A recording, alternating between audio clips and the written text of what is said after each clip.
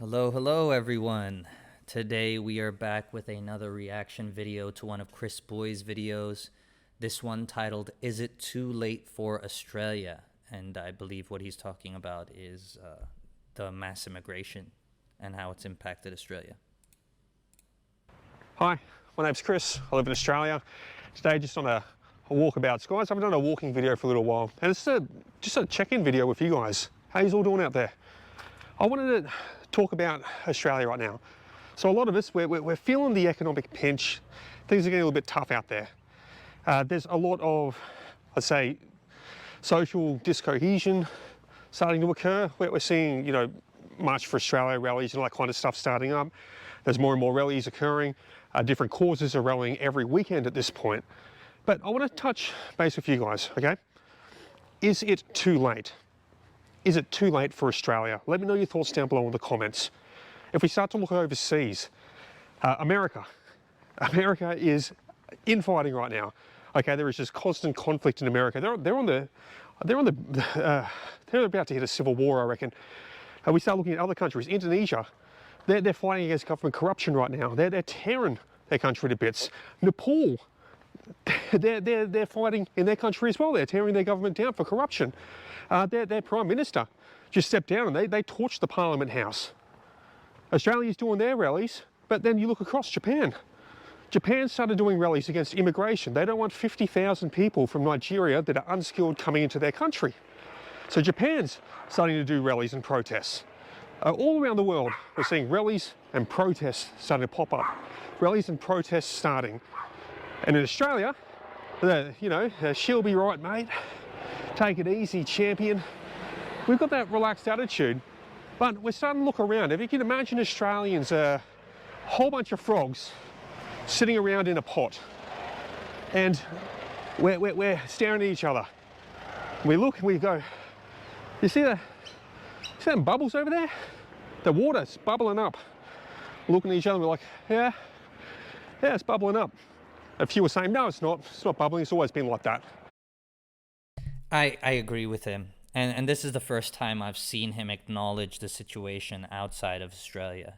I think definitely things are bubbling up all over the place. And that's why you can't really look at the Australian situation purely from an Australian point of view. You have to understand that the UK has had this problem. They're just rolling out the solution for it now, which I mentioned in a previous video, seems to be digital ID. And so you know for a fact that Australia, being a Commonwealth nation, is going to follow into the footsteps of the UK, probably by the end of the year. They already banned under 16s from accessing social media, and they're going to ask for verification. That verification is probably going to be tied into this whole digital ID. And it is the case that Australians are a lot more complacent than, the other countries in the area, which are primarily filled by, Asian residents.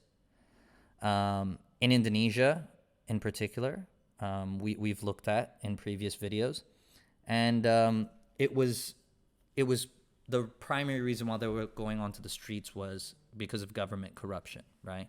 So Indonesia doesn't really have a immigration problem per se. They already have tons of their own people, and it's against corruption.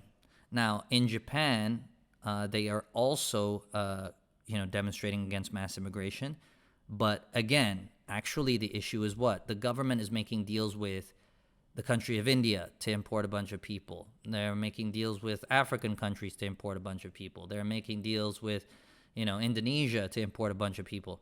And so you can't get mad at people that are, struggling to find a job in their countries, and then they've been given this opportunity to go to, let's say, Australia or Japan, and, they'll be provided a job.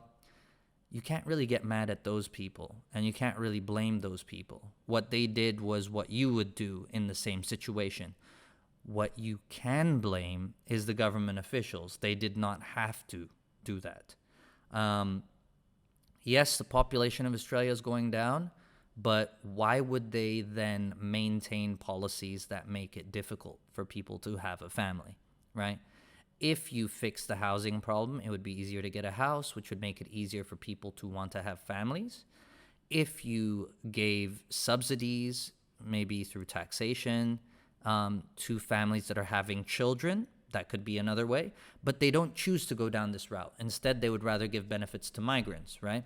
And so this is the thing. It's all government caused. I hope that Chris Booy is starting to realize that. We can only hope. But I think a lot of Australians are starting to wake up a little bit and say, you know what, no, this water's boiling now. And what are we going to do about it? We're going to get out of the pot? We're going to try to tough it out for a bit longer? Are we going to fold into the people saying it's not boiling, it's all in your head, and, you know, kind of be gaslit that way? There's a lot of people still saying she'll be right, mate. What do you guys think? Will she be right, mate? Is it too late for Australia? I'm a little bit optimistic. I think we can turn things around, but it's not going to be easy. It's going to be one of the hardest things this country's ever had to do, because it's really dug itself a bloody hole here, and we're in deep. We're deep trenches right now. So I don't know exactly the step-by-step that we need to do, but I know that we need to start making changes now. To be honest, like, even his point of view here, I don't fully agree with it. Why? Because it's all government created. He makes it seem like this massive problem where we're not going to be able to solve it. I mean, yes, there's a bunch of immigrants that have come in. Yes, like, at this stage, they make up a big proportion. Well, a growing proportion anyways. But just like how the migrants came before, they equally made up, you know, large proportions of the population, because the population of Australia is quite small. But things can be solved, and it starts with the government, right? Like, if you're sitting there trying to literally physically solve removing migrants, or yeah, it can seem like a logistical nightmare. It can seem like this massive problem that needs to be fixed. But from a policy point of view, it's simply the case that the government needs to vote on a single policy, and that policy just then gets pushed out to all of the institutions below it, and they start implementing it immediately, right? And that's all that needs to happen. If you're not a politician, you don't understand that, but it makes all the difference. Like, I mean, if you had a whole area and all of a sudden you made it so insurance companies couldn't provide insurance for the houses in the area, watch everybody leave. Watch everybody leave the entire neighborhood, right? Because they feel like they're at risk. They feel like all their maintenance might have to, you know, come straight out of their pocket rather than be insured and covered by insurance, you know? If you say, like, just look what they've done with EVs. They've provided so much benefit schemes for people to move over to electric vehicles as opposed to using fuel cars. And what happened? You started to see a significant amount of the population start to look at EVs and start to migrate there. And this is all it takes. You know, you just need to change policies, and you can see changes, you know, happen quite immediately. And that's why I am very optimistic, but the pressure, I'm not optimistic that we as a populace are capable of providing the pressure that's required on the people that are in charge to make the changes that are required. Because as soon as there's a bit of pressure, they divide us, and then we're divided again, right? So this is where they win. I know that if we just keep going on the trajectory that we're going, we've got a very far left-leaning government right now, and they're printing money, over $1 trillion in debt right now. And it's going to keep going to about 1.25 trillion over the next 4 years. And while we, or myself, may not directly have to pay that back, my kids and grandkids, well, it's going to be kicking the can down to them, isn't it? So if I don't start to do something now, I guess for everyone watching, if you don't start to do something now, you're placating and saying it's someone else's problem later. So I guess it's time, guys, get off the couch. What can you do to try to change things? What can we do? Question again in the comments. What can we do as the individual now to get off our couches, to get off our butts, get off our asses and do something. What can we do? I've started going out to the protests myself. I'm like, you know what, it's hit a point where she won't be right anymore, and I'm gonna get off my butt, and I'm gonna go out there. I'm gonna get off the couch. I'm gonna go outside. I'm gonna go attend a rally. I'm gonna go attend a protest. That's what I'm doing, because I don't want to have kids or grandkids one day. I don't want to turn around to them and say, you know what, I sat on the couch the whole time and just watched it all happen and I did nothing. I think it's only fair that I got off the couch and did something. So that's, even though it's very minuscule, very minor, it's the bare minimum of what I can do. But when it comes down to... I wholeheartedly agree with Chris Booy in this regard, and this is where I show him respect where it's due, you know? Not everybody is doing something. I myself was one of the people that was just casually standing by, fully aware of everything that was going on, but didn't do my part in sort of spreading awareness and providing my opinions on topics to hopefully improve unity, cohesiveness, as opposed to, you know, allowing the government to just continue to divide us. So I do agree with him on this. I think it's an individual effort by almost everybody who sort of understands what's going on. Stop just sitting there. You know, do something. Reach out to somebody who you know is like-minded. Try to establish something. Establish a business. Get more people involved. Don't worry about the profit. Don't worry about the money so much, right? We need resilience. We need to spiritually, we need to fortify ourselves, right? And that all comes with, you know, uniting and being with like-minded people. They want us to feel divided. They want us to feel like hopeless. And certainly I feel that hopelessness coming from Chris Booy right now. I myself feel that way. And so and since beginning this YouTube channel, I have tried to play a little bit more of an active role in hopefully getting things a bit more united in my immediate social circle. What needs to change?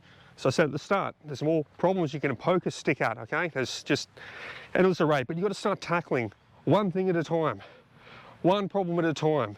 And you take that problem down and you move to the next one, take that problem down, move to the next one. You got to start. You got to start thinking about it. If you have friends that are still saying she'll be right, maybe share a video of mine across to them. Maybe tell them, hey, there's a few things happening here. Maybe it won't be right. But you've got to start having the conversations. We've got to raise the topics. You know, there is a cost of living crisis. And, you know, I've heard before that it's not a crisis because a crisis means it's only temporary and this is a long-term thing. Well, it could be a long-term thing. So we should be doing what we can to try keep it a crisis. And hopefully there's a greener grass on the other side. Hopefully there's a light at the end of the tunnel. Not as in a light at the end of the tunnel where we're dying, when you go towards the light, but hopefully there's something better on the other side that we can kind of reach to at some point in the future. But back to you guys. This video is for you. The comment section is yours. How are you doing out there? Are you still hanging in there? What are the biggest problems we need to start to tackle? Will she be right, mate? Are you starting to see the water boil? Or have you already told everyone, hey, this water's boiling, get the hell out of the pot? Have you already gone down that path?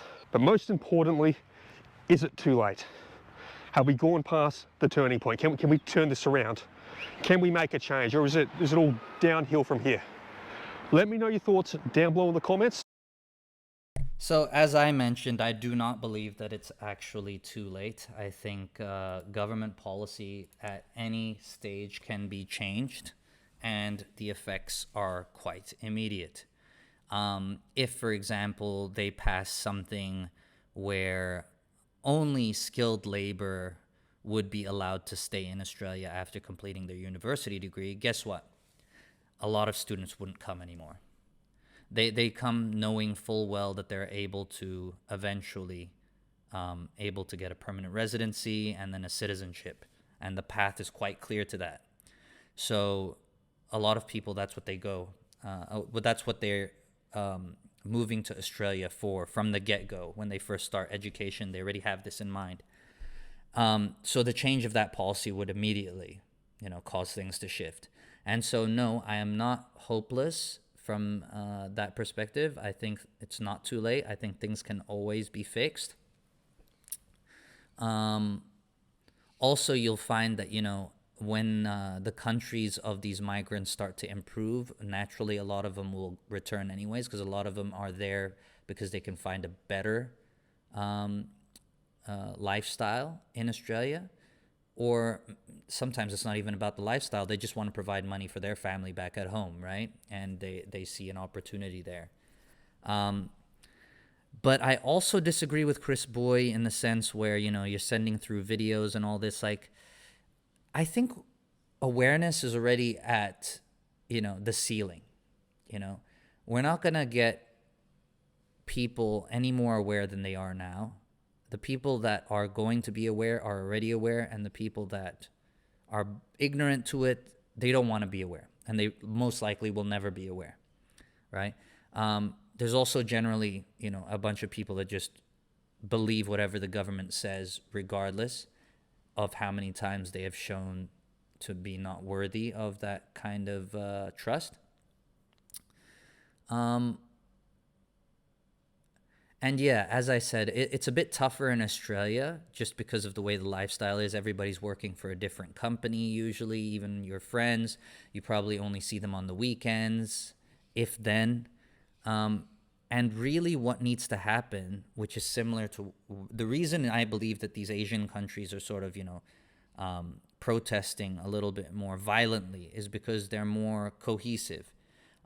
You have a bunch of people working for the same company, or let's say you have a bunch of friends starting a company together. And so because of that, they don't have that general fear of showing what they think, because, they're working with like-minded people.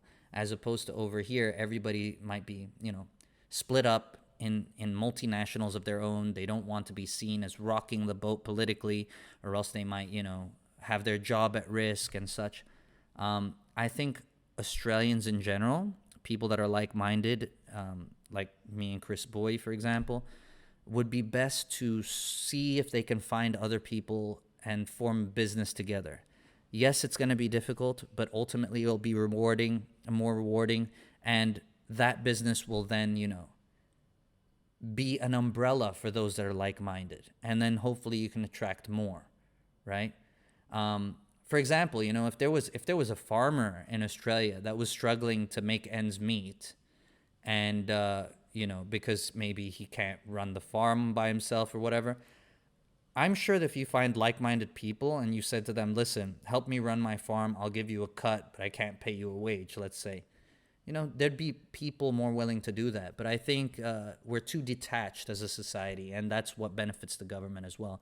And that's the reason why social media is made to not really be social and to actually distance people from each other, playing right into their hands. So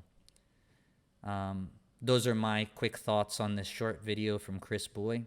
Interested to know what you guys think.